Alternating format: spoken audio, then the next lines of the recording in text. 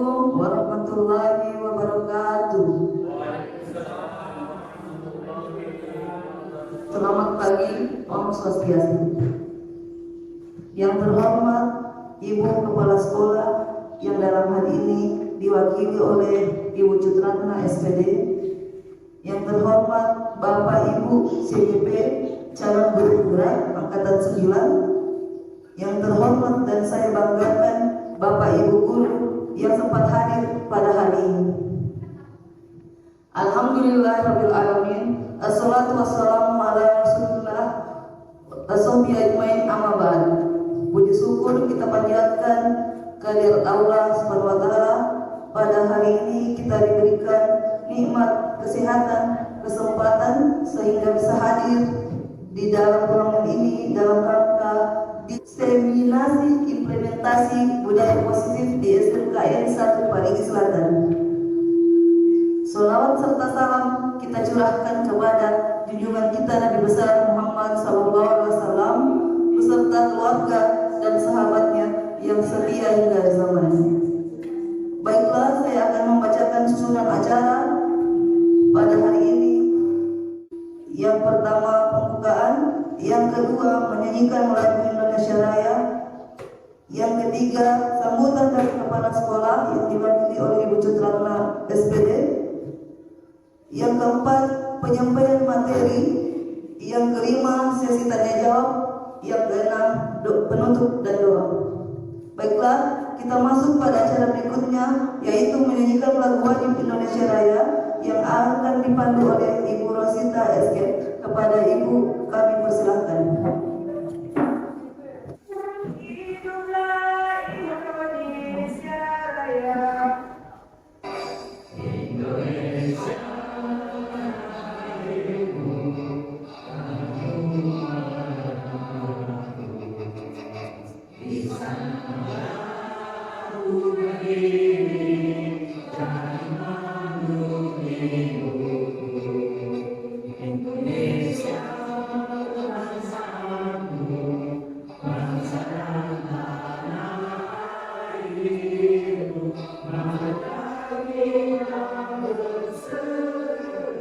Indonesia bersatu, kehormatanku berilah negeriku, bangsaku rakyatku semuanya, bangga jiwanya, bangga badannya untuk Indonesia Raya. Indonesia Raya, merdeka, merdeka, negeriku yang ku cinta. Indonesia Raya, merdeka, merdeka, hiduplah Indonesia Raya. Indonesia Raya, merdeka, merdeka, negeriku yang ku cinta. Indonesia Raya, merdeka, merdeka, hiduplah Indonesia Raya. Baiklah, acara berikutnya adalah doa yang akan dipimpin oleh Pak Sarul SPD. Kepada beliau kami persilakan. Bismillahirrahmanirrahim. Assalamualaikum warahmatullahi wabarakatuh.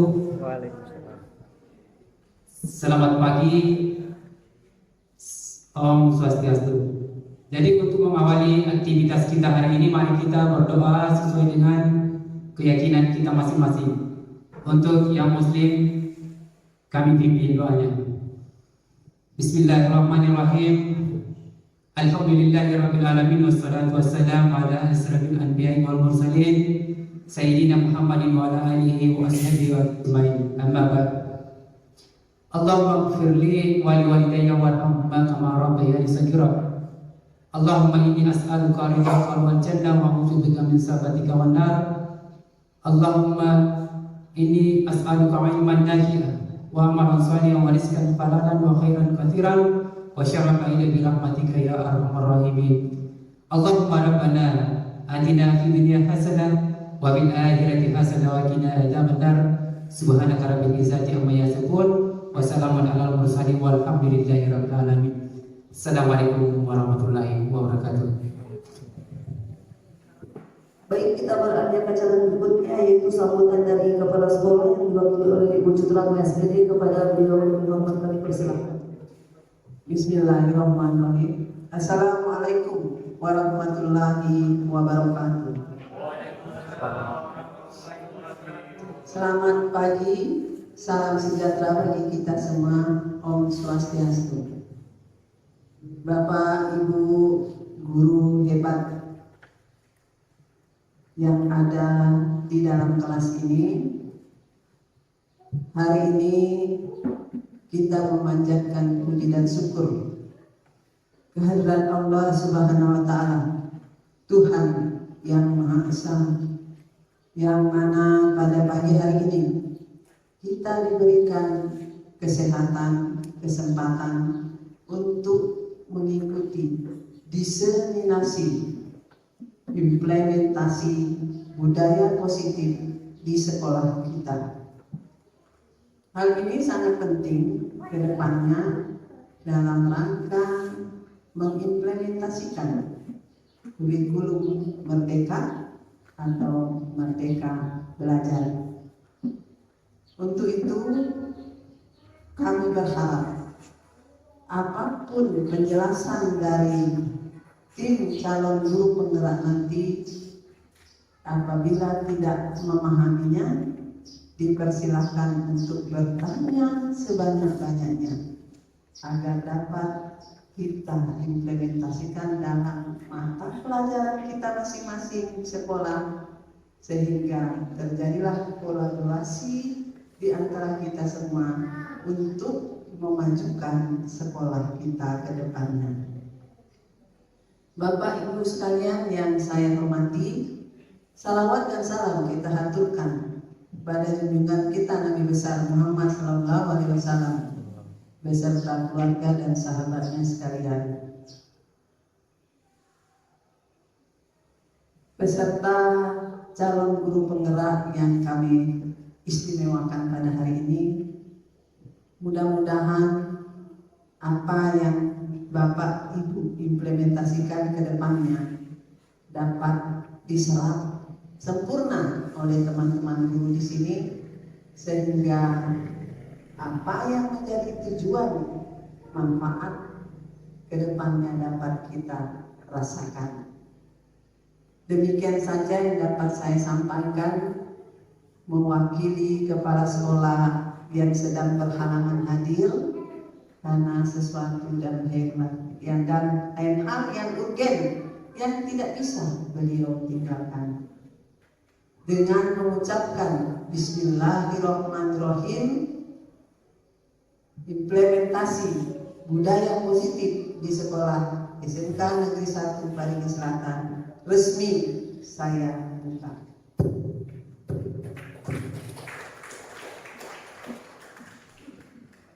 Demikianlah sambutan dari Ibu Kepala Sekolah dan mewakili. Kepada Ibu kami ucapkan terima kasih. Kita berada acara berikut, yaitu penyampaian materi yang akan dibawakan oleh Ibu Haji Sumiati SP. Kepada beliau dipersilakan. Assalamualaikum warahmatullahi wabarakatuh. Selamat pagi, Om Swastiastu. Yang saya hormati, yang paling Ibu Kepala Sekolah, Ibu Citra SPD. Yang saya hormati dua rekan saya, Ibu Sina dan Pak Sabru, dan yang saya banggakan seluruh Dewan Guru dan staf TU yang sempat hadir. Terima kasih telah meluangkan waktu berkumpul dengan kami untuk melaksanakan kegiatan diseminasi implementasi budaya positif di sekolah kita. Bapak Ibu, kami telah memasuki modul 2 di kegiatan pendidikan guru penggerak angkatan 9, yang mana di sekolah kita ada 4 orang guru. Kami hanya bertiga melaksanakan diseminasi karena Ibu Cut melaksanakan kegiatan budaya positif yang lain. Dalam budaya positif ini memiliki 6 konsep inti.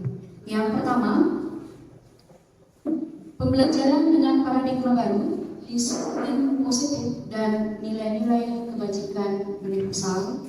Kemudian yang kedua, teori motivasi hukuman, penghargaan, dan restitusi.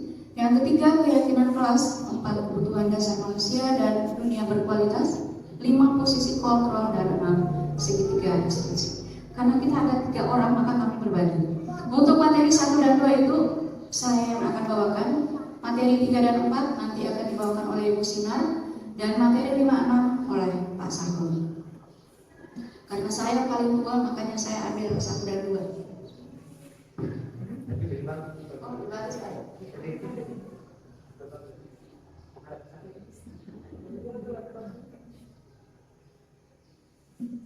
Bapak Ibu, tujuan kita berada di sini ada 3. Yang pertama, guru dapat memahami konsep pendidikan menurut Ki Hajar Dewantara dihubungkan dengan konsep lingkungan budaya positif di sekolah yang berpihak pada murid. Kemudian yang kedua, guru dapat melakukan evaluasi dan refleksi diri tentang praktek budaya positif di sekolah untuk mewujudkan visi sekolah yang telah kita susun kemarin. Kemudian yang ketiga, guru dapat memahami perannya, yaitu membangun budaya positif dengan menerapkan konsep budaya positif dalam berinteraksi dengan murid. Yang pertama, pembelajaran dengan paradigma baru menurut Ki Hajar Dewantara. Tujuan pendidikan adalah menuntun segala kodrat yang ada pada anak agar mereka mencapai keselamatan dan kebahagiaan yang setinggi-tingginya.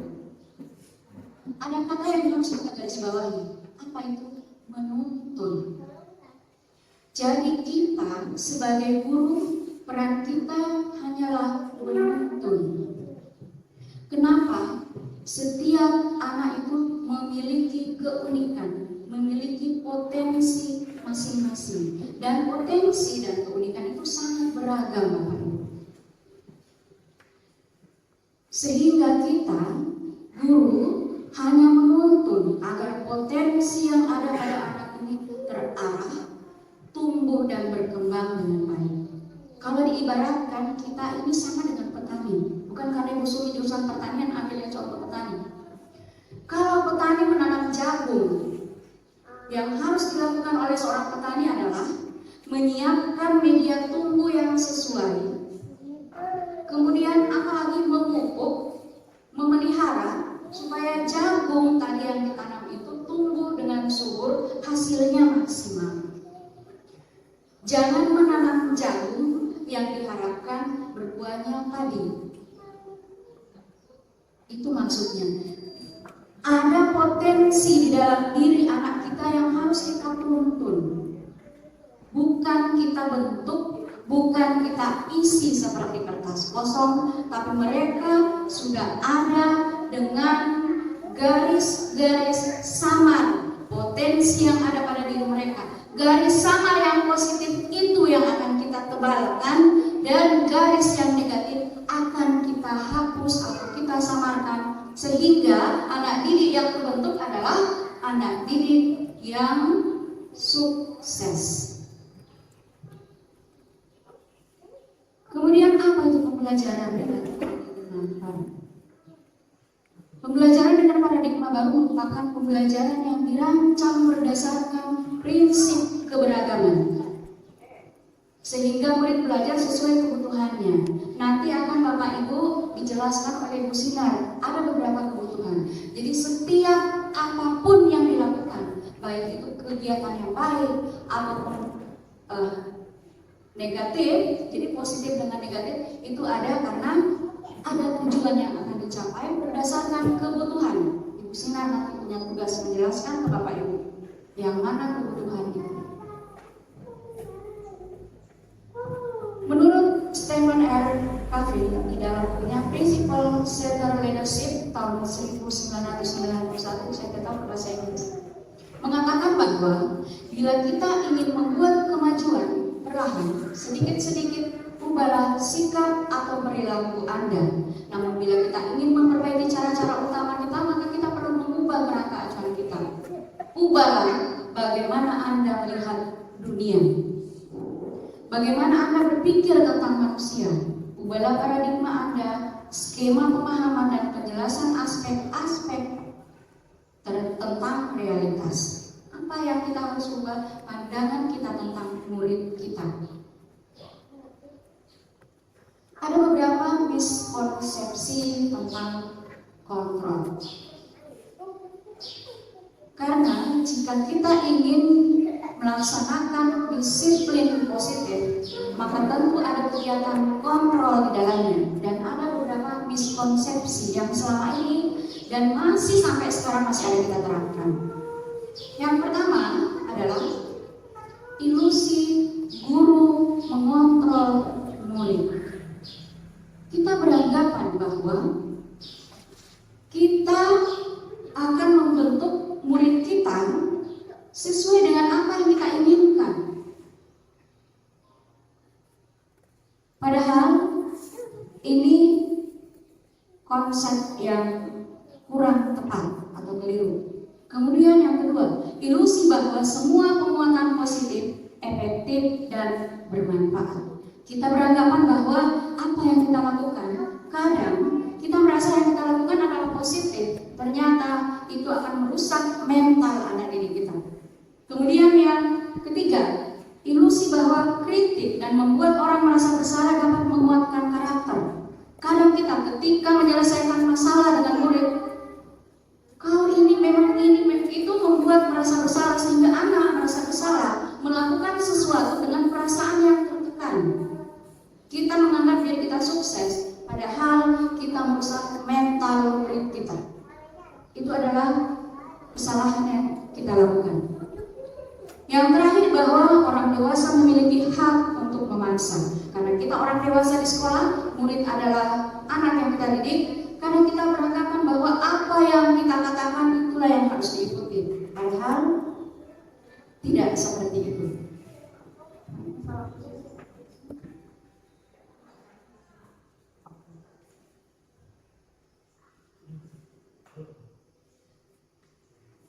Pembelajaran dengan paradigma baru. Dalam penerapan pembelajaran dengan paradigma baru, yang harus kita lakukan sebagai pendidik adalah merubah stimulus respon menjadi teori kontrol. Apalagi stimulus respon? Yang bagaimana teori kontrol itu? Ini contohnya Bapak Ibu. Di dalam stimulus respon, realita kebutuhan kita sama. Kalau teori kontrol, kebutuhan kita berbeda. Kemudian yang kedua, semua orang melihat hal yang sama. Teori kontrol, setiap orang memiliki gambaran berbeda. Berikutnya kita mencoba mengubah orang agar berpandangan sama dengan kita. Ini yang sering kita lakukan. Padahal seharusnya kita berusaha memahami pandangan orang lain tentang dunia. Berikutnya, perilaku buruk dilihat sebagai suatu kesalahan. Yang saya bilang tadi, semua perilaku negatif atau positif itu punya tujuan. Orang lain bisa mengontrol saya, yang seharusnya hanya Anda yang bisa mengontrol diri Anda. Saya bisa mengontrol orang lain, Anda tidak bisa mengontrol orang lain. Kenapa? Hanya kita yang bisa mengontrol diri kita. Pemaksaan ada pada saat rujukan gagal. Kalau di teori kontrol, kolaborasi dan konsensus menciptakan pilihan-pilihan baru. Di stimulus respon, model berpikirnya menang kalah. Kalau di teori kontrol, menang. Tidak ada yang kalah, semua menang. Untuk teori kontrol, mari Pak. Perandaiannya seperti ini. Bapak Ibu mengepalkan tangan, ada dua orang. Bapak Ibu supaya tidak mengantuk, coba dengan yang di samping. Yang di samping kan berpasangan. Anggap bahwa di dalam genggaman Bapak Ibu ada miliaran, ada barang yang nilainya miliaran rupiah. Yang berusaha membuka tentu juga akan berusaha mati-matian membuka. Saya juga yang menggenggam barang ini tentu akan berusaha mempertahankan. Kira-kira menurut Bapak Ibu, siapa yang bisa menentukan, mengontrol tangan ini terbuka atau tertutup? Yang menggenggam. Sama dengan murid. Yang bisa mengontrol murid bukan bukan kita, tapi mereka sendiri. Sehingga hilangkan persepsi yang selama ini keliru bahwa kita sebagai guru pemegang kendali, pemegang kekuasaan. Sekarang mari sama-sama ajak murid, apa maunya, kenapa sampai seperti ini, apa solusi yang bisa dia lakukan. Bukan kita yang tentukan ini solusinya nak, tapi dari dia. Nanti itu namanya motivasi internal, disiplin positif.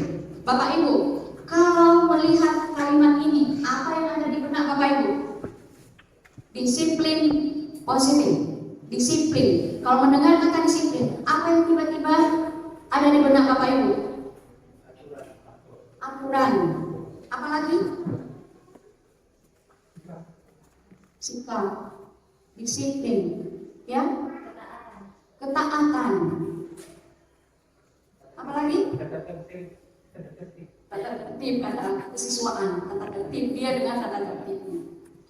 Benar Bapak Ibu, disiplin positif yang ada di dalam pikiran kita, tepat waktu, teratur, tertib, taat dan patuh pada aturan.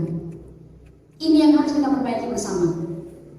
Bukan ini disiplin positif. Apa itu disiplin positif? Proses pembelajaran yang merupakan pendekatan pembelajaran yang mendidik anak untuk melakukan kontrol diri berdasarkan nilai-nilai kebajikan. Nilai-nilai kebajikan itu sama dengan apa yang mereka yakini, nanti akan dibahas oleh Pak Sarul dalam segitiga diskusi. Kalau tadi kita berpikir disiplin, apa itu?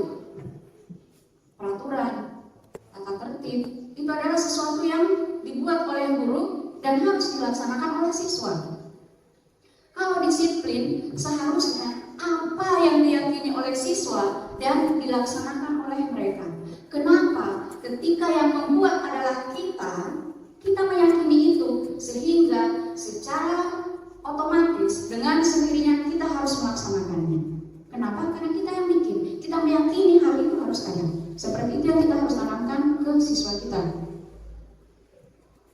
Tujuan dari disiplin positif yaitu mengajarkan murid untuk bertanggung jawab dan menumbuhkan nilai-nilai kebajikan, dapat mengontrol diri sendiri dalam mengambil tindakan.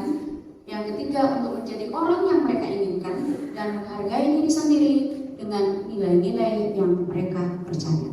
Yang ketiga ini titik fokus dari disiplin positif, menjadi orang yang kita inginkan dan apa yang kita yakini atau kita percaya. Nilai-nilai kebajikan universal ada 6 Bapak Ibu, profil pelajar Pancasila, ini semua nilai-nilai kebajikan mandiri dan seterusnya 2, 3, 4 ada 6. Tapi karena kita berada di dalam lingkup dunia pendidikan, tujuan nilai-nilai kebajikan kita ada pada apa? Profil pelajar Pancasila. Ada berapa Bapak Ibu masih ingat kemarin kita ketika buat misi ada berapa? 6. Itu sudah ada contekannya, bukan cuma muridnya menyontek. Ada 6, beriman bertakwa kepada Tuhan Yang Maha Esa, berkebinekaan global, bergotong royong, kreatif, bernalar, kritis dan mandiri. Boleh dibalik-balik, tidak ada yang mesti ini yang duluan, tapi harus yang pertama adalah beriman dan bertakwa. Kemudian yang 5 di bawah itu terserah itu mau bolak-balik. Ada lagunya untuk anak TK itu. Berikutnya motivasi perilaku manusia. Kenapa masuk di sini? Apa hubungannya dengan disiplin positif? Sangat berkaitan. Kenapa? Karena disiplin positif nanti bisa terlaksana dengan baik ketika ada motivasi internal atau motivasi intrinsik. Yang mana itu motivasi yang ada dari tumbuh dari dalam diri, bukan dari orang tua. Ada 3 motivasi perilaku, yaitu yang satu untuk menghindari ketidaknyamanan atau hukuman, kemudian yang kedua untuk mendapatkan imbalan atau penghargaan dari orang lain, dan yang ketiga untuk menjadi orang yang mereka inginkan dan menghargai diri sendiri dengan nilai-nilai yang dipercaya atau diyakini. Yang kedua, satu dua itu adalah motivasi eksternal, sifatnya dari luar. Yang ketiga adalah motivasi internal atau intrinsik, yang berasal dari dalam diri sendiri, berasal dari dalam diri murid. Yang harus ditumbuhkan adalah tentu saja motivasi internal. Supaya apa? Menjadi orang yang sesuai dengan apa yang kita mau, dengan nilai kebajikan yang kita yakini. Kemudian, hindari memberikan hukuman atau penghargaan. Kenapa? Karena dengan tidak memberikan hukuman dan penghargaan diharapkan akan meminimalisir motivasi eksternal. Karena yang harus ditumbuhkan adalah motivasi internal. Kita turun N-nya dari hukuman, N-nya di bawah. Ada dua istilah, hukuman dan konsekuensi. Menurut Bapak Ibu sama tidak ini? Dua kata ini, hukuman dan konsekuensi. Sama atau tidak? Bapak Ibu guru hebat. Ayo. Mana PKN ini? Sama tidak? Beda? Bedanya di mana? Dari tulisan kata-katanya, dari tulisan sudah beda, itu artinya beda, ya. Satu hukuman, satu konsekuensi. Tujuannya sama.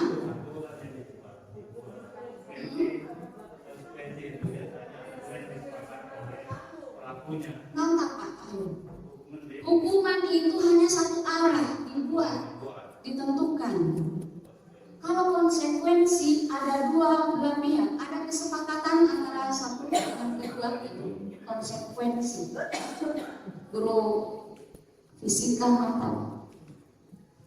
Jadi benar sekali, hukuman itu secara tiba-tiba refleks. Ketika si A melanggar, Pak Kris mengatakan bom, itu hukuman. Refleks dan tiba-tiba. Tidak boleh lagi bayar. Kemudian konsekuensi itu ada aturan yang sudah disepakati bersama antara murid dan guru. Misalnya di sekolah ada tata tertib atau apa yang dibuat, dan ketika itu dilanggar maka ada sanksi yang harus dibayar. Ada istilah dihukum dengan penghargaan. Apa lagi ini? Bapak Ibu, pada saat saya belajar di PGP ini ada ilmu yang sangat bermanfaat, dan selama ini ternyata saya melakukan kekeliruan. Saya diri di sini mengajak Bapak Ibu mari keluar sama-sama dari kekeliruan tersebut. Ternyata penghargaan, reward yang selama ini kita berikan kepada murid itu bukan hal yang baik, tapi bisa merusak mental anak kita. Iya kan? Biasanya kalau anak-anak dikasih hadiah ketika ranking, motivasi Pak ya, menurut saya waktu itu. Bahkan anak wali saya yang ranking, saya dengan khusus beli buku, ternyata itu keliru. Kemudian misalnya ada anak yang nilai sekian yang cepat ini dikasih bintang apa segala macam, itu penghargaan juga, itu juga keliru. Jadi penghargaan itu ternyata hukuman. Kenapa penghargaan dikatakan sebagai hukuman? Tidak efektif. Ketika kita memberikan penghargaan kepada anak, ketika melakukan sesuatu, kenapa dikatakan tidak efektif? Karena anak itu secara otomatis nanti akan melakukan sesuatu ketika kita continue memberikan penghargaan itu. Kapan kita berhenti melakukan, motivasinya juga akan hilang. Mereka juga akan berhenti melakukan tujuan tersebut. Kedua, penghargaan merusak hubungan. Misal di dalam kelas, ini murid saya, AA kamu kemarin, AA begini yang di sana, AA kamu ibu ini. Akhirnya ada pikiran-pikiran negatif akan merusak hubungan di dalam lingkungan kelas itu.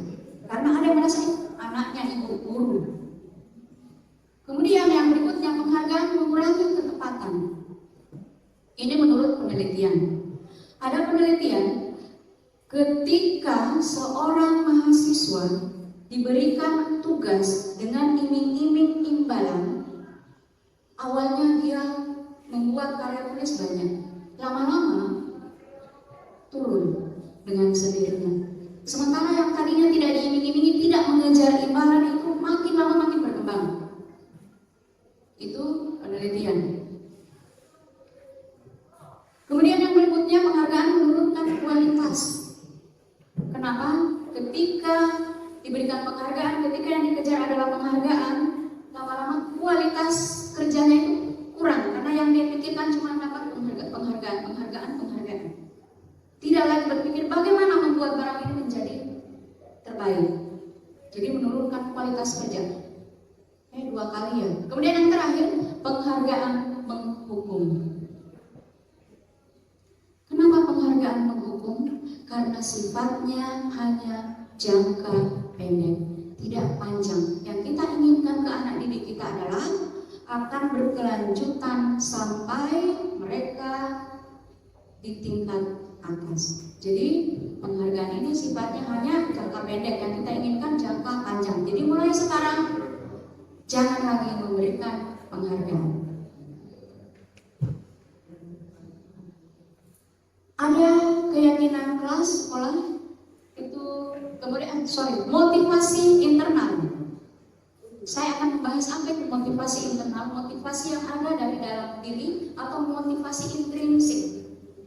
Ini untuk di sekolah hanya akan bisa ditumbuh kembangkan jika ada keyakinan kelas atau keyakinan sekolah. Kenapa harus ada keyakinan kelas dan keyakinan sekolah? Karena ketika kita ingin melaksanakan restitusi, membantu siswa menyelesaikan masalahnya, mencari solusi, maka harus ada keyakinan kelas. Nanti Bapak Ibu akan dipandu oleh Bu Sinar membuat keyakinan kelas atau mungkin keyakinan sekolah, dan restitusinya bagaimana melakukan akan dipandu oleh Pak Sahrul. Ini kegiatan saya ketika melaksanakan keyakinan kelas, hasilnya seperti ada di depan kelas ini. Yang Bapak Ibu wali kelas nanti tolong disimak ketika Ibu Sinar membagi ilmu, bagaimana langkah-langkahnya. Nanti ketika di kelas kita akan saling membantu bagaimana membuat keyakinan kelas itu supaya setiap kelas ada keyakinannya, sehingga ketika murid lambat, ini yang kita jadikan, karena kan mereka yang bikin. Mereka insya Allah akan berubah, tapi tidak semudah membalik telapak tangan. Butuh proses yang sangat panjang. Ini ketika saya membuat keyakinan kelas, kemudian ini hasilnya sudah ada di depan kelas. Kebetulan ini kelas saya. Dan ini adalah proses restitusi yang saya berikan berdasarkan keyakinan kelas yang ada. Jadi ketika mereka lambat ditanya, kenapa kau lambat nak?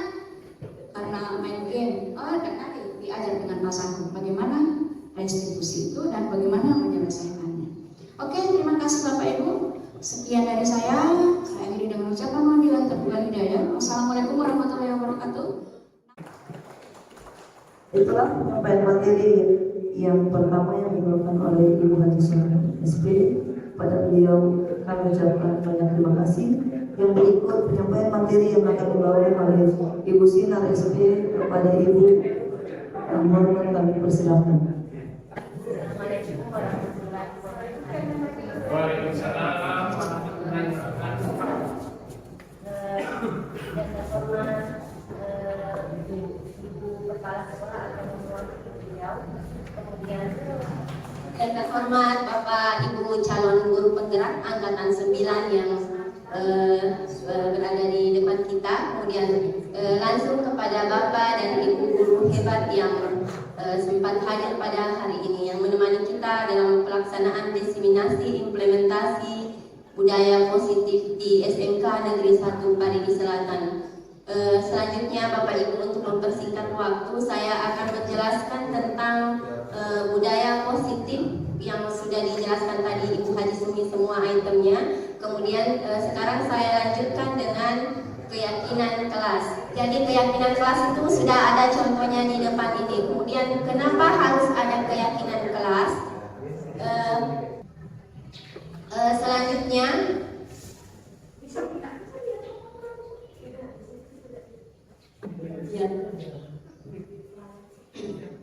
ya, jadi kenapa harus ada peraturan menggunakan, ini contoh ya, menggunakan peraturan menggunakan helm, menggunakan masker, karena di situ mengandung nilai-nilai keselamatan dan kesehatan yang disebut sebagai suatu keyakinan.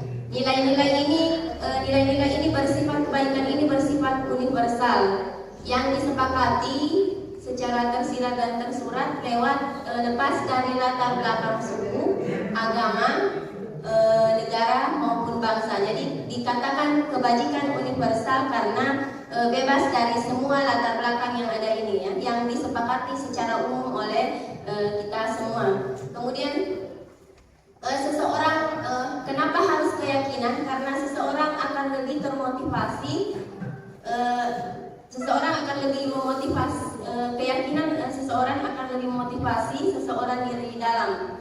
Seperti yang disebutkan tadi, motivasi intrinsik.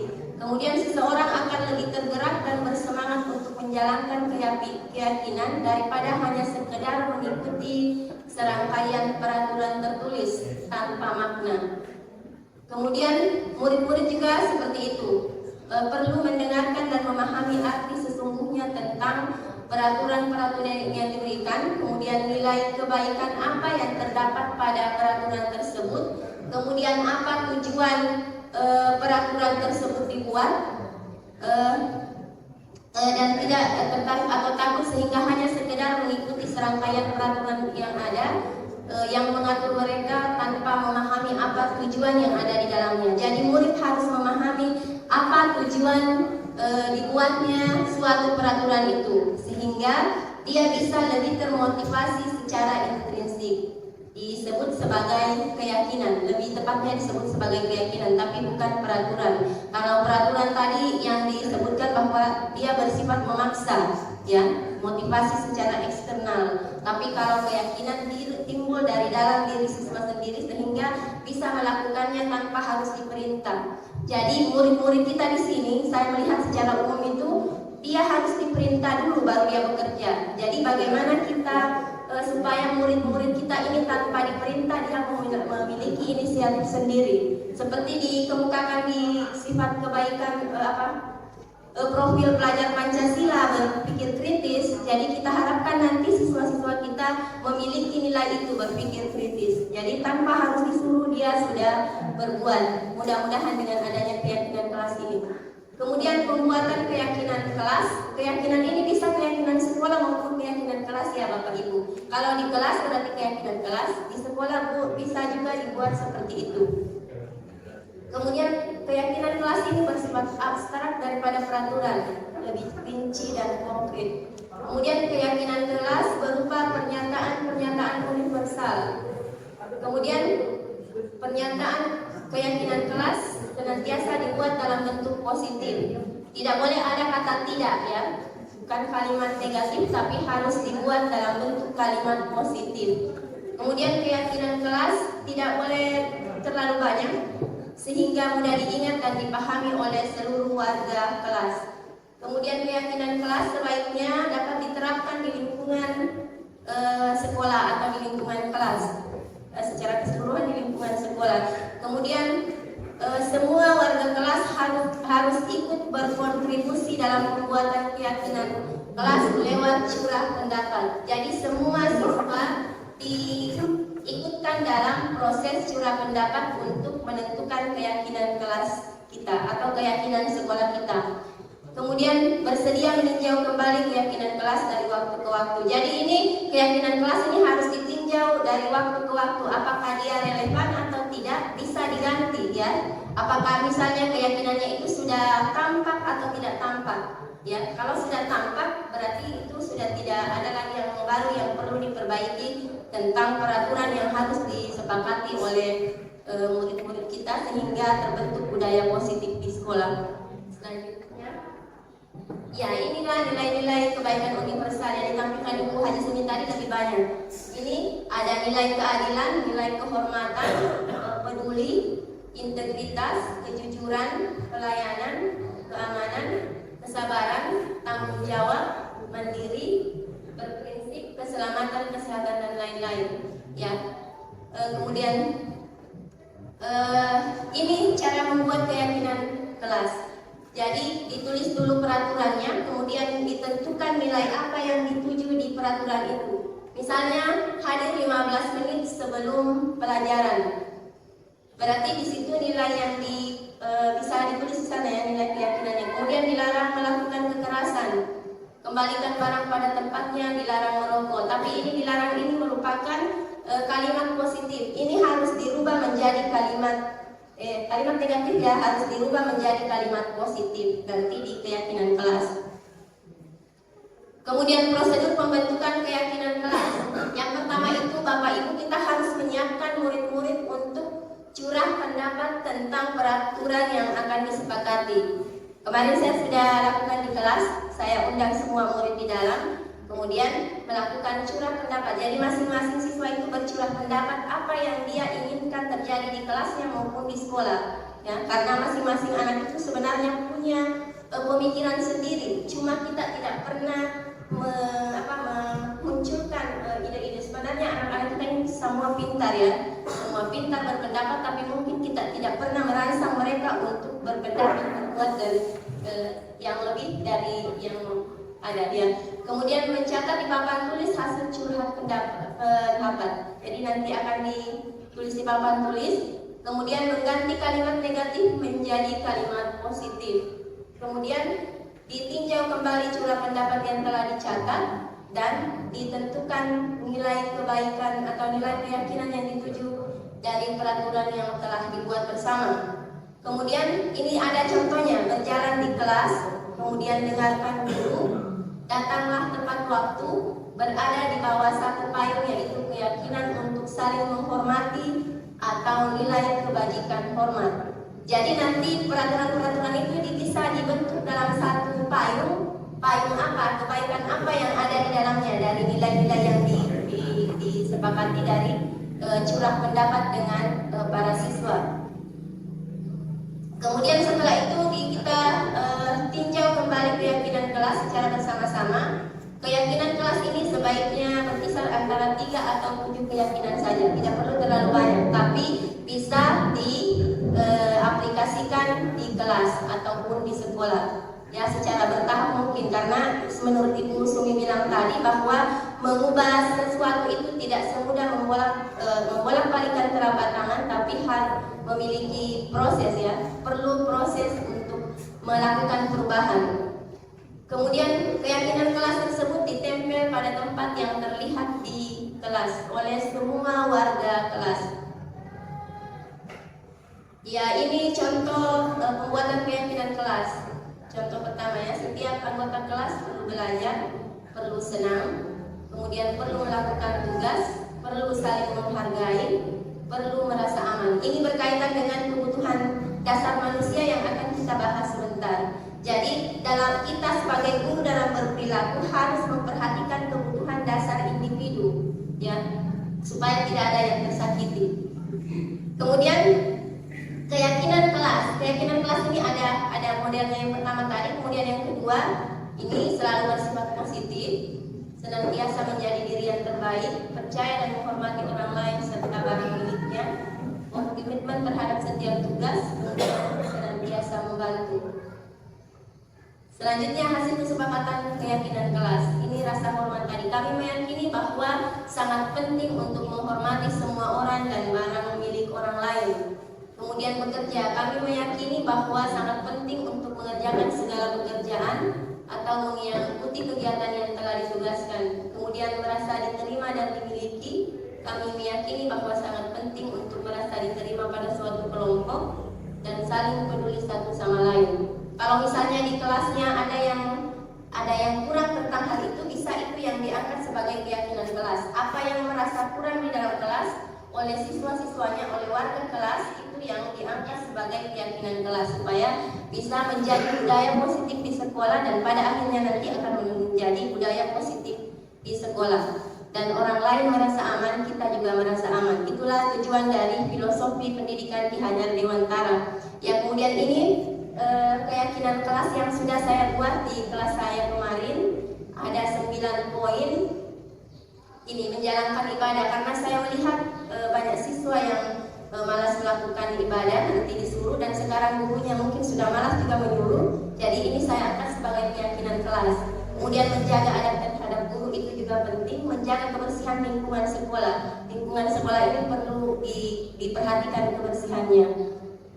Kemudian Itu contoh tadi dari keyakinan kelas yang saya buat. Ada 9 poin yang saya buat, yang ditampilkan tadi hanya 3, itu contohnya. Ya. Kemudian setelah keyakinan kelas tadi, mungkin kita bisa membuat keyakinan sekolah, Pak Sarun. Ya, boleh. Ya. Jangan depan tidak kami ini. Boleh, masih ada waktu sih. Sekarang? Iya. Atau setelah ini, setelah saya jelaskan ini dulu. Nanti sebentar mungkin setelah selesai baru kegiatan ini baru kita bikin. Karena kita ini mesti ada pertanyaan. Oh iya. Jadi nanti sebentar dicontohkan bagaimana cara membuat keyakinan kelas.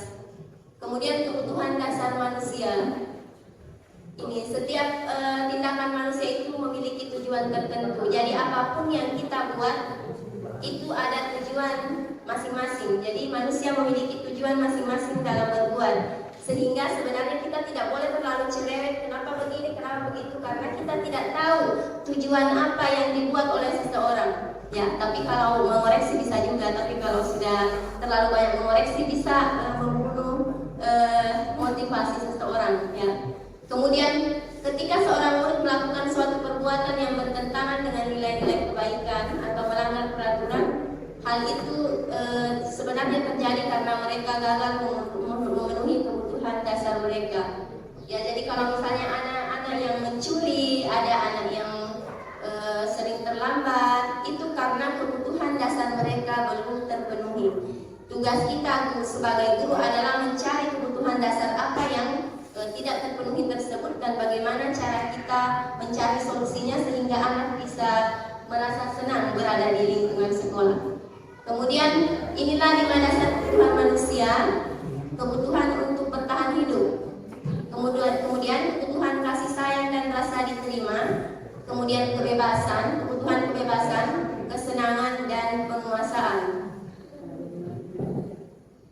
Selanjutnya, ini contoh kebutuhan bertahan hidup. Perlu makan, pakaian, istirahat, tempat berlindung, keamanan, kesehatan. Ya, itu bisa dipenuhi dengan kalau kurang makan, tidur dan sebagainya. Itu kebutuhan dasar manusia yang harus dipenuhi. Jadi kalau ada mungkin siswa yang merasa mengantuk di kelas, berarti kebutuhan tidurnya yang tidak terpenuhi di rumah. Entah karena apa, itu alasannya dicari oleh gurunya sendiri. Ya. Kemudian rasa diterima ya. Kebutuhan untuk rasa diterima ini ada kepedulian, berbagi, bekerja sama, menjadi bagian dari suatu kelompok, asing mengasihi, sayang menyayangi. Kebutuhan ini yaitu berkoneksi dengan sosial, kebutuhan untuk terhubung dengan orang lain, baik itu teman, keluarga, pasangan, rekan kerja, kelompok, bahkan dengan binatang peliharaan. Jadi sebagai manusia juga memerlukan kebutuhan untuk diterima oleh kelompoknya, diterima oleh orang-orang yang ada di sekitarnya. Ya. Kemudian kebutuhan penguasaan, yaitu yang berkaitan dengan menjadi kompeten, seseorang itu terampil, bisa memimpin, kemudian berprestasi, diakui, kemudian didengar. Kemudian kebutuhan dasar kebebasan, yaitu mandiri, otonom, memiliki pilihan, kemudian mengembangkan daya lentur dan mampu mengendalikan arahnya sendiri.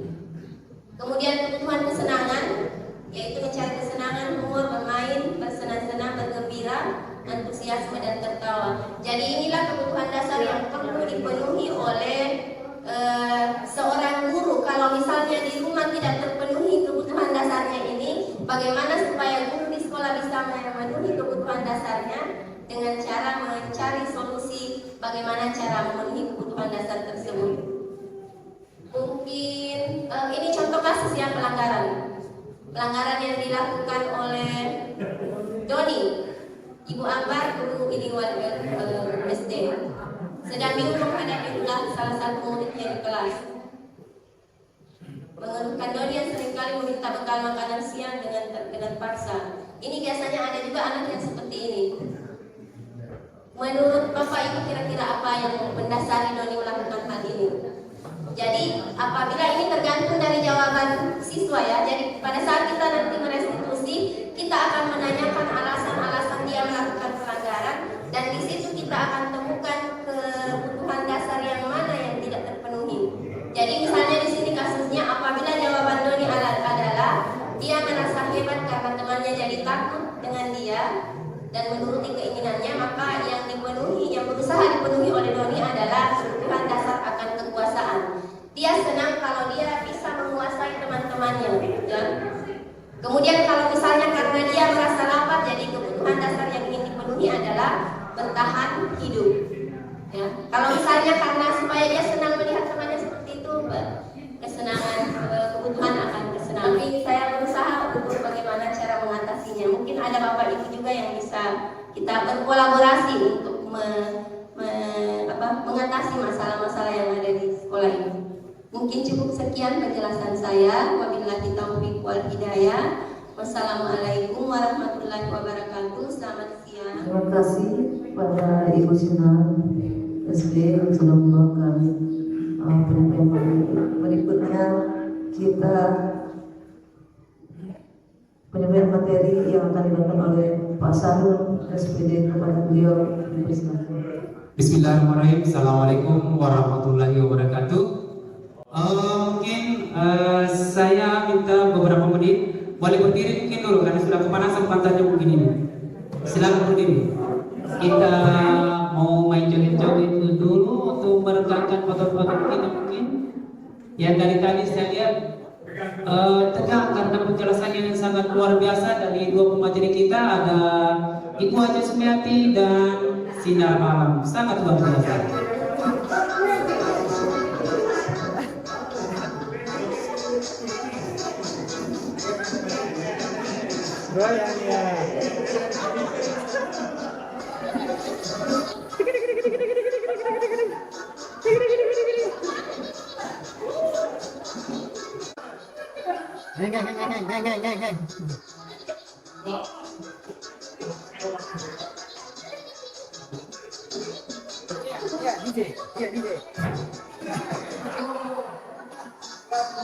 Ya, oke, terima kasih Bapak Ibu. Kita barusan saja melakukan olahraga sama saya juga sudah semua sendiri. Tapi setidaknya apa tadi rasa jenuh itu kurang sedikit. Dan sambil duduk mungkin untuk menekan nafas, di sini saya akan menjelaskan ada 5 posisi kontrol yang ada pada guru.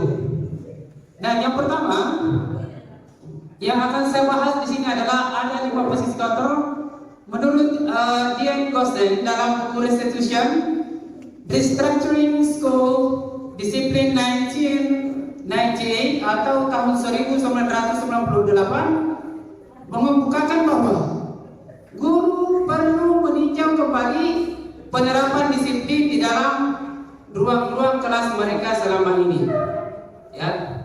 Ya mungkin saya tarik nafas dulu saya. Masih ada hawa-hawa. Slide saya kasih besar, ada yang. Iya, slide-nya mungkin dikasih besar. Oke. Supaya lebih menarik lagi. Sebelah lagi. Oke, sip.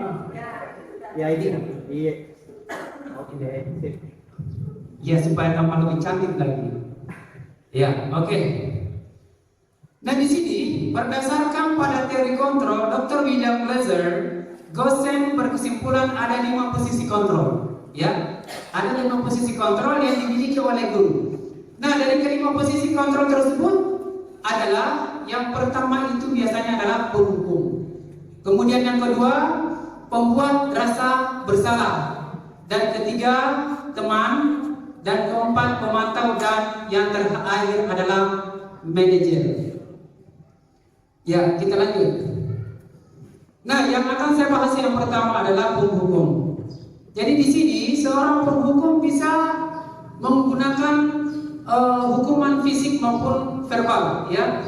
Jadi guru-guru yang menerapkan posisi penghukum akan berkata, ya seperti ini.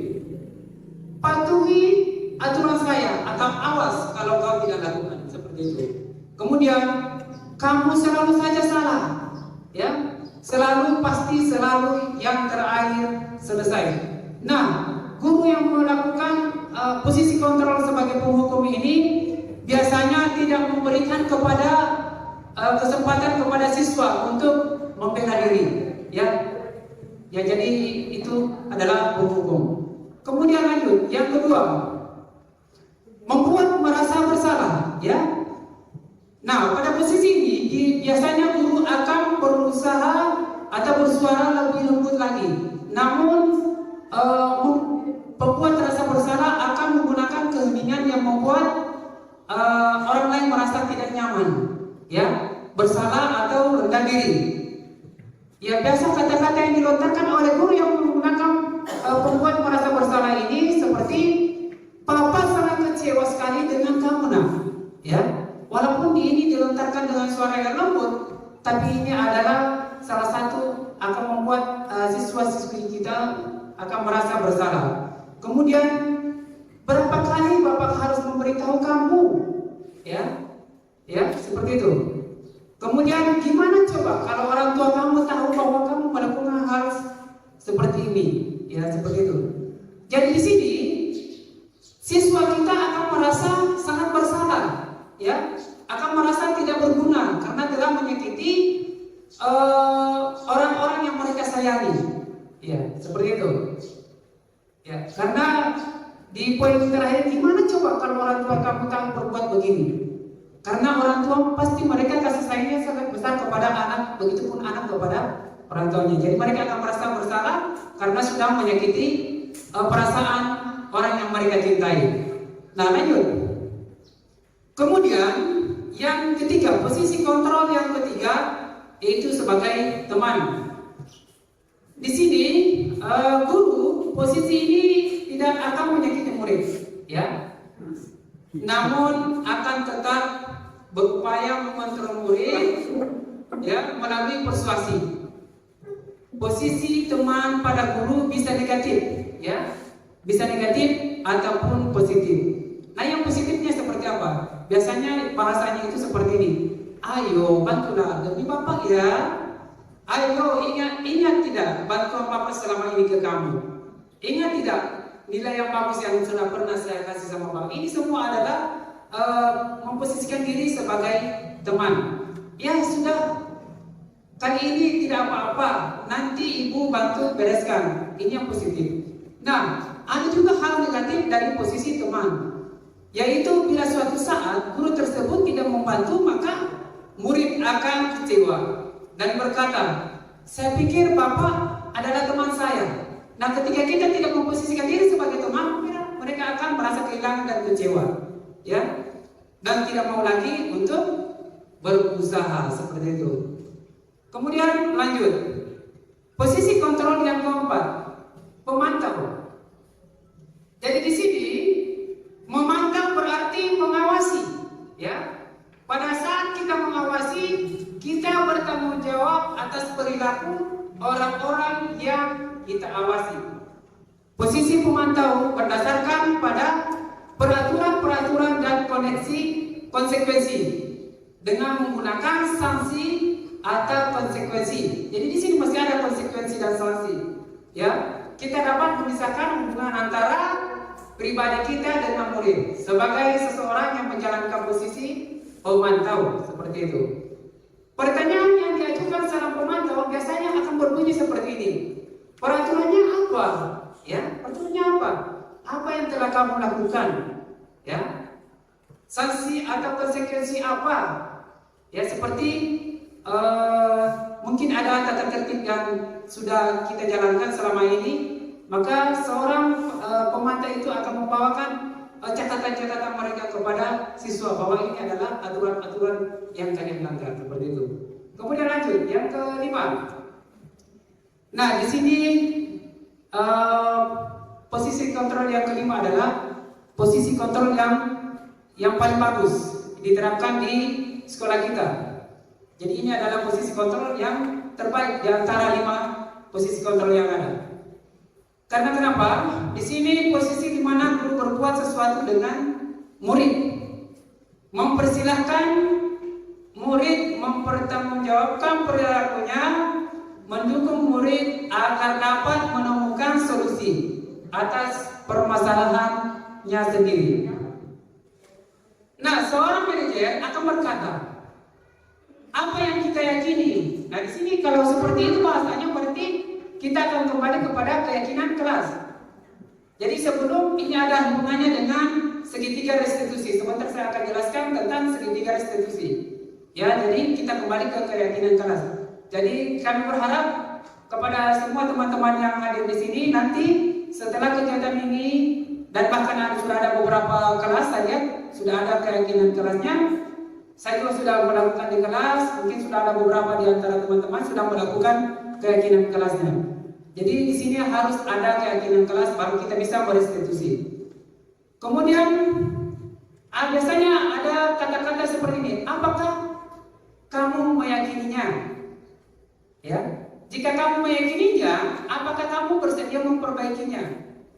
Jika kamu memperbaiki ini, hal ini akan menunjukkan apa tentang dirimu. Apa rencana kamu untuk memperbaiki hal ini? Ya, seperti itu. Lanjut. Kemudian di sini saya akan membahas tentang segitiga restitusi di dalam guru penggerak. Ya. Segitiga restitusi adalah proses menciptakan kondisi bagi peserta didik untuk memperbaiki kesalahan mereka, sehingga mereka kembali pada kelompok mereka dengan karakter yang lebih kuat. Ini menurut Gosen pada tahun 2004. Kemudian Dian Gosen dalam bukunya Restructuring School Discipline 2001 atau 2001 telah merancang sebuah tahapan untuk memudahkan para guru, ya, dan orang tua dalam melakukan proses untuk menyiapkan anaknya untuk melakukan restitusi bersama segitiga restitusi atau restitution triangle, ya, seperti itu. Nah, di sini segitiga restitusi memiliki langkah-langkah penerapan segitiga restitusi. Yang pertama, menstabilkan identitas atau stabilize the identity. Bagian dasar dari segitiga bertujuan untuk mengubah identitas anak dari orang yang gagal karena melakukan kesalahan menjadi orang yang sukses. Ya. Nah, biasanya dalam menstabilkan identitas ini guru akan berkata, berbuat salah itu tidak apa-apa. Ya.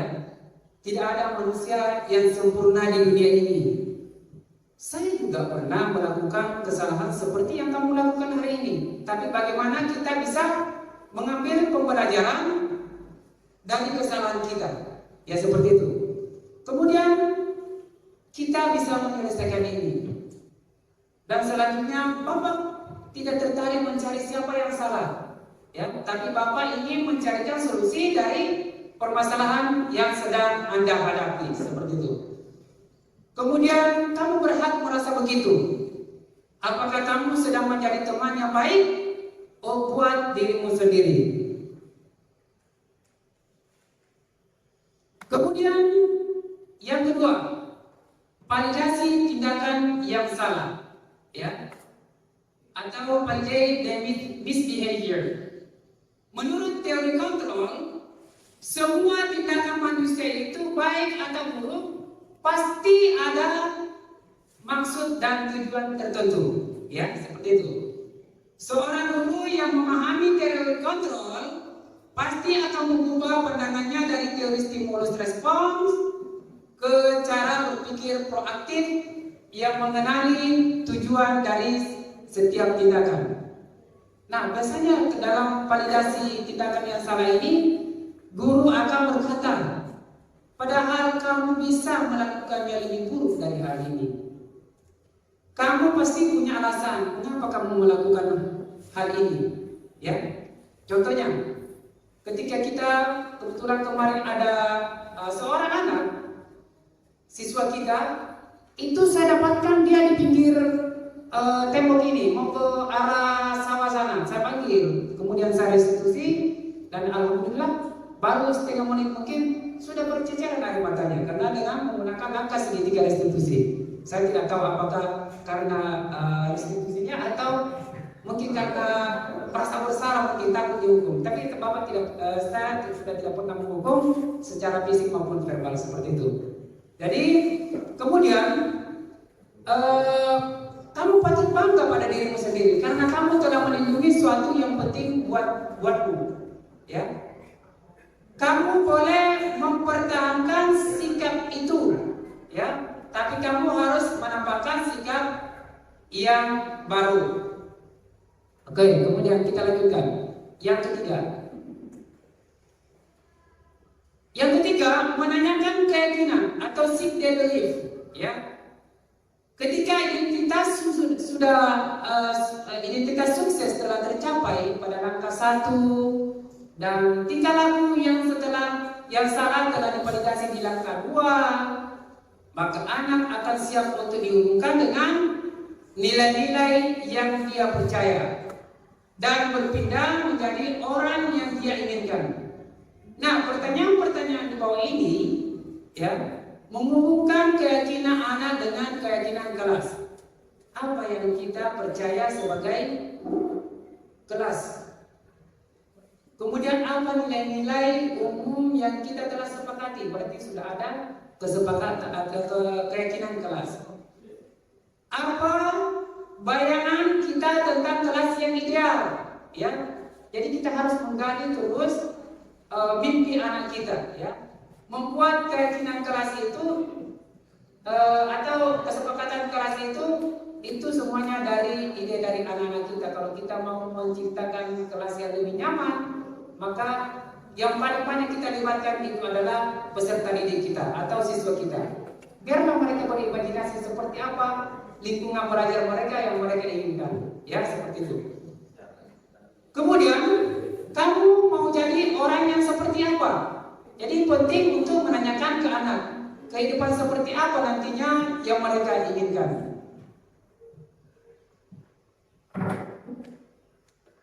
Di sini saya mencoba untuk merestitusi anak. Salah satu siswa kami ini dalam keadaan dia terlambat tadi, ya, terlambat. Kemudian saya mencoba untuk merestitusi dengan menggunakan segitiga restitusi. Kemudian ya, jadi ini adalah muka salah seorang siswa kita yang sudah saya restitusi. Jadi pada saat seorang siswa yang setelah direstitusi, mereka sangat senang setelah mereka direstitusi karena mereka bisa menyelesaikan permasalahan dengan bantuan dari gurunya. Jadi mereka sangat senang seperti itu, ya.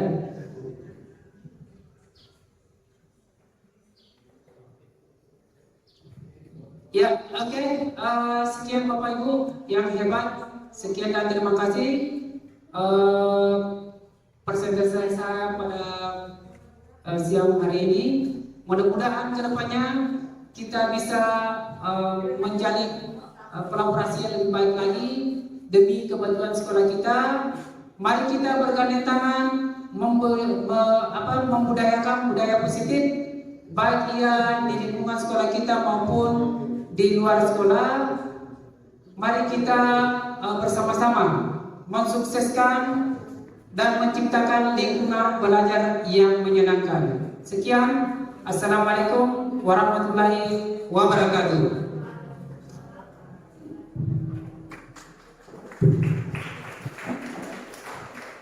Itulah tadi penyampaian dari Pak Sahrul SPD, penerapan ucapan terima kasih. Baik, kita belajar yang berikutnya yaitu sesi tanya jawab yang mohon maaf akan dibatasi hanya 3 pertanyaan saja. Kepada Bapak Ibu yang ingin bertanya, dipersilahkan. Assalamualaikum warahmatullahi wabarakatuh. Terima kasih sudah memberikan kepada saya. Saya mau bertanya langsung kepada Ibu Sumi yang telah membawakan materi tadi yang di dalamnya tentang reward atau suatu penghargaan. Yang saya tangkap tadi, reward itu semacam kita hilangkan kepada siswa, seperti itu Bu ya? Kita hilangkan atau tidak memberikan reward. Saya mengambil pengertian seperti ini. Reward atau penghargaan itu ada dua macam, ada in dan intrisi dan ekstrisi. Ada penghargaan dari luar, ada pun penghargaan dari dalam. Saya coba seperti ini. Ketika seseorang itu berprestasi, kita tidak memberikan penghargaan dalam bentuk misalnya piagam, bagi saya tidak masalah.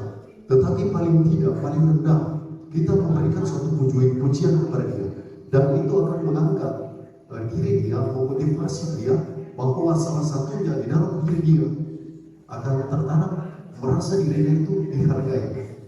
Itu mungkin yang larinya ke sana, yang ini mungkin saya minta ditanggapi. Yang kedua, larinya sama Mas Haru.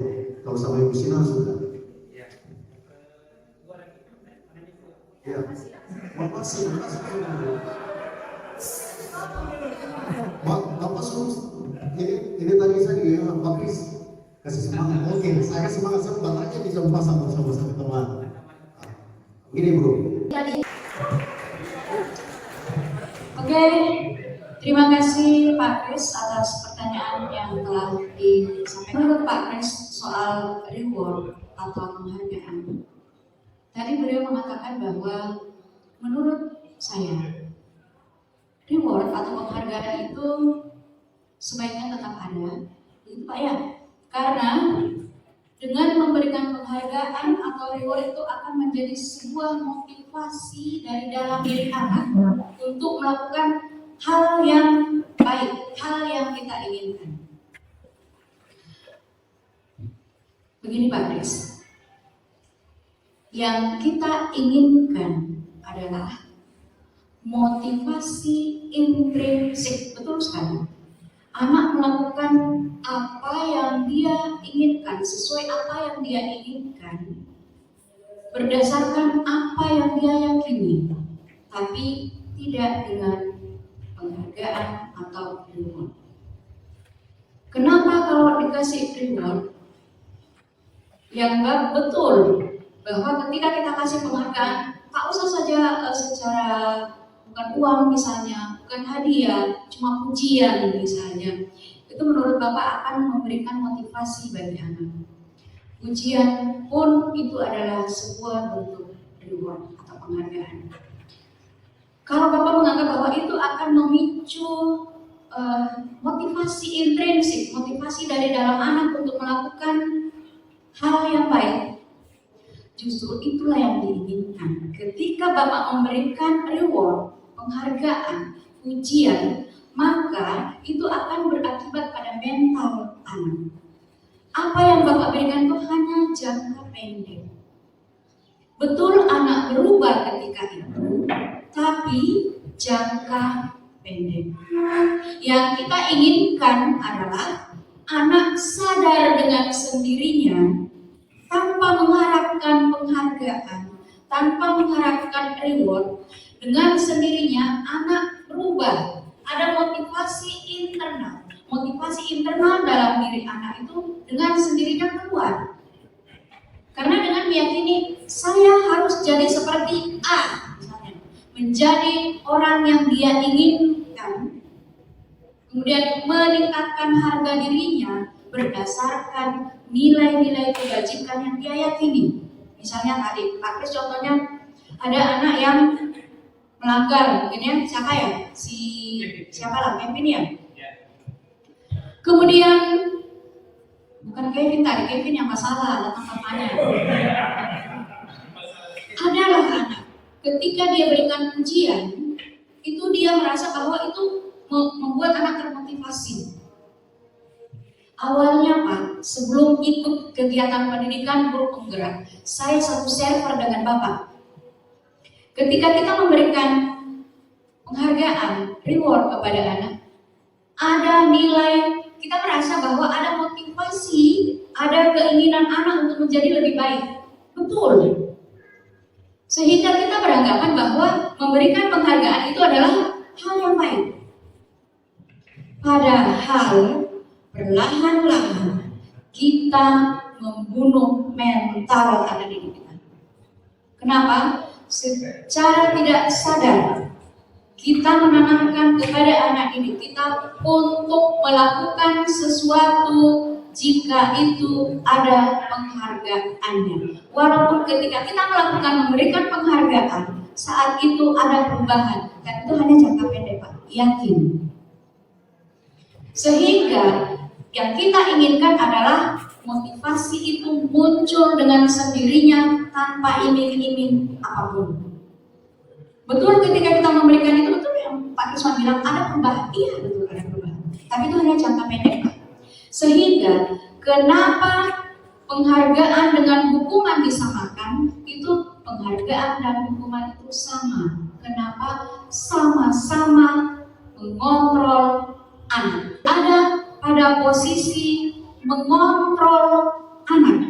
Kita membuat dia melakukan sesuatu yang kita inginkan, walaupun itu baik.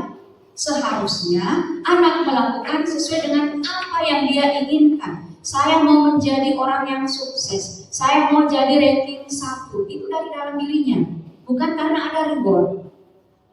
Jadi seperti itu Pak Kris, yang kami dapat di PGP. Terima kasih. Bagaimana Pak Krisman? Yang perlu diuji adalah apakah betul dengan tidak melakukan reward itu bisa dengan dampak panjang. Itu yang perlu diuji. Sedangkan pemberian reward itu sudah diuji dan sudah teruji. Di pembelajaran sebelumnya di SD, SMP, SMA itu reward, di zaman saya reward ada dan sudah diuji bahwa bisa membangun motivasi saya. Tapi ini kan baru, belum teruji. Tapi coba untuk dikembangkan oleh CGP bahwa ini penting karena dia berlaku bukan hanya, tapi apakah sudah penelitian yang mengatakan bahwa ini berdampak hanya saat itu atau dampak panjang? Bukan belum ada penelitiannya. Sudah banyak penelitian. Maka ada ilustrasi yang menggambarkan bahwa apa yang kita lakukan ini, sudah buka HP-nya, nantinya akan berdampak positif kepada anak. Memang iya, tapi jangka pendek. Motivasi ada yang timbul ketika kita berikan reward, tapi jangka pendek. Apa yang terjadi? Mental anak akan rusak. Bahkan ada yang seperti ini. Reward akan merusak hubungan. Misalnya, yang saya contohkan. Ketika ranking 1 dapat hadiah, ranking 2 itu Pak sudah rusak mentalnya. Kita sudah merusak mentalnya. Kenapa? Dia akan merasa bersalah. Kenapa saya cuma ranking 2? Saya harus ranking 1. Kita menganggap itu motivasi supaya dia jadi ranking 1. Padahal sudah ada perasaan bersalah di situ. Saya harus ranking 1. Ini menurut penelitian, bukan menurut saya Pak, menurut buku. Kemudian reward bukan hanya merusak hubungan, akan menyebabkan ketidaktepatan yang seperti yang saya jelaskan tadi, akan mematikan kreativitas. Kenapa? Kadang anak hanya melakukan sesuatu itu karena mengejar reward. Ada sesuatu, ada imbalan yang diharapkan. Padahal bukan itu yang kita inginkan. Kita mau anak bekerja bukan karena ada imbalan, tapi dia menyadari bahwa saya melakukan ini karena akan berdampak positif bagi saya. Jadi seperti itu Pak, reward. Jadi memang ada sisi positifnya, tapi hanya dalam jangka pendek. Dan lebih banyak negatifnya. 1, merusak hubungan, mematikan kreativitas, ada ketidaktepatan di dalamnya. Kemudian apalagi ternyata reward itu sama dengan menghukum. Kenapa? Karena sama-sama mengontrol siswa. Yang mana namanya mengontrol? Saya membuat anak didik saya seperti apa yang saya mau, bukan seperti apa yang dia mau. Mestinya dia ranking 1 karena memang dia suka di tempat itu. Saya memang mau jadi ranking 1 dari dalam, bukan karena ada hadiah itu. Walaupun itu hanya sekedar ujian, walaupun hanya sekedar memberikan tanda bintang ketika dia sudah pandai membaca. Ketika Bapak memberikan tanda bintang kepada yang sudah pandai membaca, ada hati yang terluka. Yang tidak pandai membaca akan turun semangatnya Bapak, bahkan tidak lagi mau belajar membaca. Bagaimanapun saya tidak bisa sampai di sana. Itu akan mematikan kreativitas. Kemudian akan menurunkan kualitas. Kualitas apa? Kualitas kinerja. Jadi kalau Bapak tadi mengatakan, tapi kalau dikasih ujian ada motivasi tersendiri, iya, tapi dampak negatifnya lebih banyak. Bukan hanya kepada diri sendiri, juga lingkungan. Yang kita lakukan berusaha mengajak dialog anak kita, menumbuhkan dia. Seperti yang saya bilang tadi, kita adalah petani. Berusaha bagaimana anak yang ini tumbuh dan berkembang sesuai dengan apa yang dia punya, apa potensinya. Pelan-pelan, yang saya bilang tadi, ini bukanlah sekedar membolak-balikkan telapak tangan, tapi butuh proses yang panjang. Tapi Bapak Ibu, mulailah dari diri kita. Mari saling mengingatkan, saling bergandeng tangan bahwa apapun itu yang bentuknya reward akan merusak mental anak didik kita. Sekian Bapak Ibu, silakan Pak Sahrul saya berikan. Ya, terima kasih banyak atas kesempatan yang diberikan. Ya, jadi saya rasa bagaimana Pak Kris apa ini restitusi. Coba Bapak boleh tidak Bapak sederhanakan sedikit. Bapak punya pertanyaan tadi kenapa panjang lebar sekali ini, boleh disederhanakan. Yang intinya, inti. Yang Bapak ajukan dari restitusi itu ada proses. Identitas, melestarikan identitas, validasi tindakan yang salah, kemudian menanyakan keyakinan. Yang Pak Kris kemarin lakukan adalah Oh iya. Oke.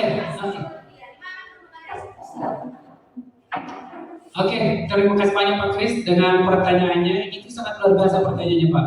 Dengan kasus yang Bapak alami, kalau saya lihat secara tidak langsung di dalamnya Bapak sudah melakukan juga namanya restitusi. Ya, tapi Bapak masih menggunakan hukuman fisik. Ya, jadi di sini hukuman itu akan menimbulkan suatu perasaan dendam. Ya, akan menimbulkan suatu perasaan dendam, walaupun pada saat itu mungkin permasalahan ini terselesaikan, tapi itu cuma jangka pendek. Ya, seperti itu. Jadi kalau bisa, kan ada 5 posisi kontrol yang saya sempat jelaskan tadi. Tapi di sini ada juga namanya segitiga restitusi. Dalam penanganan kasus itu kita tidak perlu mau kekerasan sebenarnya, ya, tapi menggunakan segitiga restitusi. Yang pertama yang saya jelaskan tadi itu adalah menstabilkan identitas. Jadi kita tidak perlu lagi memukul anak-anak, ya, tidak perlu lagi memukul anak-anak atau melakukan hukuman fisik seperti push up, lari keliling lapangan, itu tidak perlu lagi seperti itu, ya. Jadi apa yang Bapak lakukan ini itu cuma berdampak dalam jangka pendek. Ya memang pada saat itu berhasil Bapak menyelesaikan permasalahannya, mungkin modelnya air matanya, tapi akan berbekas di dalam hatinya itu bahwa Pak Kris dulu pernah memukul saya. Walaupun mungkin suatu saat nanti berhasil dan ketemu, andaikan Bapak tidak memukul saya, mungkin saya tidak berhasil seperti ini. Tapi tetap ada perasaan yang tidak enak karena dia sudah dipukul sama gurunya, seperti itu Pak. Jadi intinya, kalau bisa kita jangan lagi menggunakan posisi counter sebagai penghukum, itu alternatif yang terakhir, ya, yang terakhir. Kalau bisa dihilangkan. Jadi dari kelima posisi kontrol ini adalah yang paling baik itu adalah posisi manajer, ya. Posisi manajer seperti yang saya jelaskan tadi. Kemudian kembali lagi saya jelaskan sedikit tentang segitiga restitusi. Jadi saat kita, Anda bisa ini tadi cuma suaranya agak tidak, jadi video saya sudah melakukan berkali-kali merestitusi anak-anak yang sedang bermasalah. Dan alhamdulillah dari sekitar 10 orang yang saya restitusi, hampir semuanya berhasil, Pak. Tidak ada yang tidak berhasil yang saya lakukan. Ini real, fakta. Bahwa dengan melakukan segitiga restitusi, kita bisa menyelesaikan anak itu dengan perasaan lega, bahagia saat mereka telah direstitusi. Karena saat saya selesai merestitusi anak, saya akan menanyakan bagaimana perasaanmu setelah saya restitusi seperti itu, ya. Jadi mungkin cukup seperti itu. Mudah-mudahan kedepannya kita bersama-sama ke depan untuk lebih meningkatkan lagi kerjasama kita, kolaborasi kita antara teman-teman semua. Dan saya mohon maaf, mungkin ada kata-kata selama ini mungkin saya sebagai wakil kepala sekolah Wakasih Kesiswaan, saya mohon maaf, mungkin masih banyak kekurangan yang masih saya miliki. Dan intinya di sini marilah kita belajar sama-sama untuk memperbaiki diri kita ke depan. Karena tidak ada manusia yang sempurna di dunia ini, semua punya kekurangan dan kelebihan. I think there is nobody perfect in this world. Sekian, thank you very much for the chance. And, terima kasih. Bapak Ibu guru hebat sekalian, sebenarnya pada dasarnya Bapak Ibu selama melaksanakan tugas itu sudah melakukan restitusi, cuma tidak sadar, cuma tidak lengkap. Kenapa? Karena restitusi yang lengkap melalui 3 proses nanti kalau ada keyakinan kelas atau sekolah. Waktunya tidak. Pak Krisman tadi melakukan restitusi, iya, tapi dia memposisikan dirinya sebagai dikontrol penghukum. Ada 5 posisi kontrol, Pak. Penghukum, pembuat merasa bersalah, sebagai teman, kemudian sebagai pemantau, dan yang terakhir sebagai pelajar. Idealnya kita seorang guru harus memposisikan diri di posisi manajer dengan proses segitiga restitusi. Supaya ini jalan, apa yang harus kita lakukan? Langkah pertama yang harus kita lakukan adalah membuat keyakinan kelas atau sekolah. Saya harap yang Pak Kris melakukan restitusi tidak lengkap dan dia memposisikan diri sebagai penghukum, ada hasilnya dia, tapi akan betul tadi Pak Sabu bilang akan membekas di hati anak itu Pak sepanjang masa, walaupun dia sukses tetap ada di hatinya. Bapak Ibu, setelah kegiatan ini saya berharap adalah secuil perubahan di sekolah kita. Mungkin kita mulai dari hal-hal yang kecil dari diri kita. Keyakinan ini tidak hanya boleh dilakukan sebagai keyakinan kelas atau keyakinan sekolah, tapi bisa kita jadikan keyakinan mata pelajaran kita. Memang tidak semudah membalikkan tangan, butuh proses yang panjang dan kesabaran, keikhlasan dari kita, seperti Ibu Jun bilang tadi. Jadi, mari mempertebal rasa ikhlas, rasa sabar, saling bergandeng tangan untuk kemajuan sekolah kita. Saya harap setelah kita keluar dari ruangan ini ada perubahan sekecil apapun itu, karena perubahan yang kecil insya Allah akan berdampak luar biasa pada sekolah. Oke Bapak Ibu, mic saya kembalikan kepada moderator. Silakan. Ya itulah tadi penyampaian materi yang dibawakan oleh keempat Bapak Ibu CGP. Diucapkan banyak terima kasih. Dengan mengikuti ini kami mendapatkan begitu banyak ilmu yang selama ini kami mungkin belum mengetahuinya. Ternyata seperti ini. Jadi acara ini kita tutup dengan mengucapkan alhamdulillahirabbil alamin. Acara diseminasi implementasi budaya positif di SMKN 1 Parigi Selatan ditutup. Billahi taufiq wal hidayah. Assalamualaikum warahmatullahi wabarakatuh. Selamat siang. Om